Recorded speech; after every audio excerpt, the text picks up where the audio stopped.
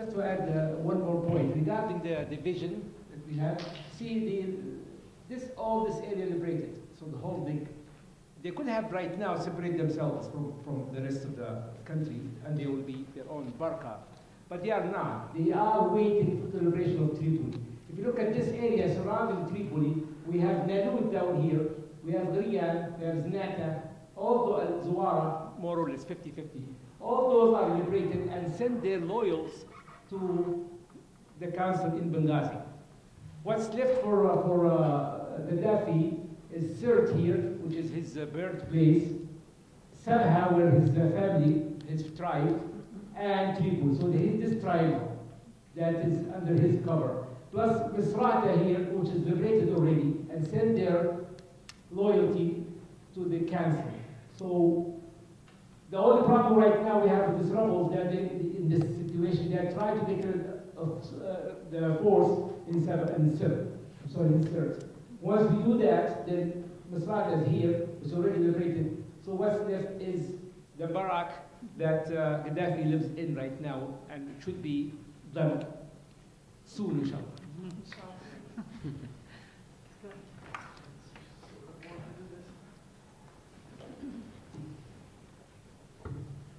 Yeah, this is direct and whoever can answer the question. It's so when Gaddafi ultimately falls, inevitably, would the council in Benghazi act as the transitional government apparatus, and who would be the? Is there a front runner for who would be the de facto leader of the council?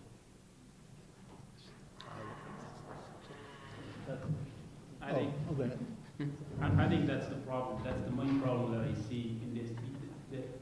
Gaddafi might be toppled, but given the fact that there is a huge lack of institution, I think that what Tunisia and Egypt show us that even though you still have key political parties that are in control of national politics, I think Libya is in much more danger because of the key institutional void. And you have to have a social contract that probably will be instituted through the relationship between the different legal players, not only in the United States, but also in Europe, mainly in London, and also within Libya. But that's something that we don't know. How they're going to introduce, because you don't have political parties. That's a huge, huge problem. Just to follow up a little bit on this issue of political void, this is the big scarecrow that we're facing right now, is that what is going to happen? Well, we are better off with maybe Gaddafi with stability than creating a vacuum in power. Well, that's the same argument was there by many in the West during Mubarak. It's like, well, we'd rather have Mubarak and stability rather than have a void in the institution, in who's going to rule, and then that will lead to radicalism and all that rhetoric. Well, actually, no. Actually, democracy, which can be defined in many different definitions, is the key here. It is creating a democracy. So to answer the question of void in Libya, we need to understand that there's been 42 years of only one person ruling, no names out there. So we are in fact grateful to people who stood up, including Abd Jalil. But if you see what he said, and also Shelgin, what he said, the guy in the United Nations, they recognized that they come in with a package. They have the history behind. They were Gaddafi's, regime. They understood that and they acknowledged that. And what they said is, we are against him right now until we stabilize the situation, and we are out. So it's called the National Temporary Council, and he recognized that. Not that he will lead until even the elections. He is leading during this tough times. Once Gaddafi falls, the plan was for this council to create a temporary government that does not include them. And that temporary government will try to lead to elections and a more stable regime. And who is the front runner? It's difficult. There are smart people there, but they are suppressed by the nature of the existing regime. In my theory, what I think is going to happen is we don't need to focus on the individual who may be the front runner. We need to focus on the structure that these individuals will work in. I think as cycles of 2-3 presidency, if we just get this culture of succession, this culture that the chair power is not glued to you once you're on it, that you can make succession in power. If we can transition to that culture, doesn't matter who is there. It's the structure that's the problem. Just a quick follow-up on that. Let's take the worst case scenario. And so I asked my fellow panelists, what if Gaddafi hangs on? What if Gaddafi wins? What's the future there? Yeah, go ahead. I think that's the most important question, because I think the biggest challenge that the Libyan will face is to get rid of Gaddafi for a lot of reasons. One of them is psychological. Gaddafi, as his son sort of clearly expressed, we're not going to be sort of the laughingstock for the Arab media. So that's the difference between Gaddafi's family and Mubarak and Tunisia. They already saw what happened to those, and they don't want to have the same consequence. Plus, Gaddafi, as the king of kings, would not be the person who would leave with, that easily. And I think this is the biggest challenge. In fact, unless the opposition acquired some technical sort of superiority over the Libyan army, there is a very good chance that Gaddafi might very well stay in power for quite some time. And I don't see that happening now, given the fact that the Gaddafi still can use his air force. And that's also, the majority of the rebels are not well trained and lack, sort of and I think Libya is at a better advantage if his regime is to fall than Egypt or Tunisia, as a matter of fact, because we do not have a widespread structure of corruption as we have in Egypt and Tunisia. Because in Egypt and Tunisia, it's not getting rid of Mubarak or Zain al-Abidin that's the problem. The problem is getting rid of the sort of Amn al-Dawla and his party and all of this. If the Libyans topple Gaddafi, I think they can start a nation. But it's when they will topple Gaddafi. One comment here. Just a very quick addition in terms of that.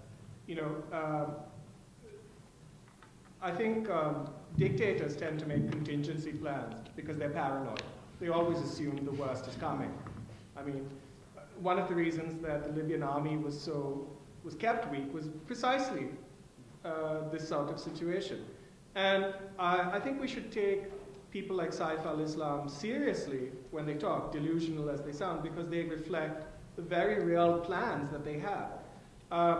And I think his speech that he gave when things started turning really violent was a frightening speech, and he talked about dividing Libya and putting up fences and requiring passports to go from one side of Libya to another. That's exactly the kind of future that they have in mind, because they understand that they're not getting back the East. So they want to hold on to the West, and they want to consolidate there. And they're quite happy to allow for a partition of Libya, and that's obviously discourse and a kind of talk that the people who are fighting for free Libya reject. And so it's probably, in some ways, it's important. For those who want to see Gaddafi go, I think it's important not to buy into an idea of partitioning Libya, because that's exactly what he wants and what he needs. It's the only way he can hang on.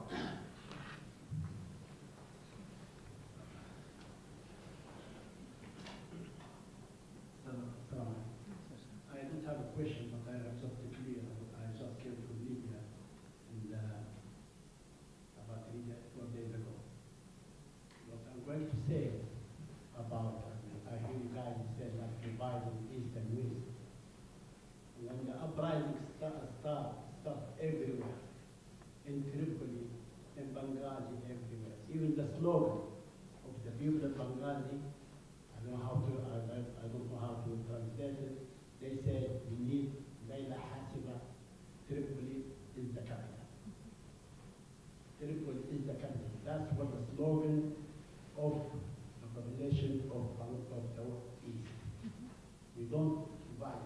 uprising everywhere in Tripoli. Everywhere. In Tripoli, like he divided, and his force he keep moving, he go with live ammunition. It's not with tear gas. He doesn't like to all this demonstration get together. You guys don't be afraid of Libya to be divided. All the time, the slogan, you hear it, and I hear it, and I see it. One slogan, Tripoli is the capital. Even the point that the new legislation of Benghazi, in their point, we are temporary in Benghazi until the freedom of Tripoli, we're going to move there. And that's the... Lately, he sent Jadal Azul Talhi, who is the prime minister, former prime minister of his regime, to the council in the east. Jadal Azul Talhi is cousin of Mustafa Abdul Jalil. He tried to buy his time, try to sense the water there, how they are accepting. First, this is a good sign that shows that his weaknesses. Now he's recognized them indirectly at least, and they told him you may leave. They gave him the ultimatum, leave in 72 hours, and nobody will gonna touch you. Today is the 72 hour, which is gonna be ending today. He sent him also Ali Abdul Adil Abedi, who used to be prime minister or foreign affairs minister or so of Gaddafi. He belongs to Abidat, which is a big tribe in Benghazi, in the east. All those try to persuade the council to at least to talk to him. So this is, he refused. He's calling them rodents at the beginning. Now he's talking to them. So this shows that he is weakening. So that's all. So hopefully one day we'll get rid of him. Let me see. Other questions? I thought I saw some hands earlier I might have missed. Anyone I missed?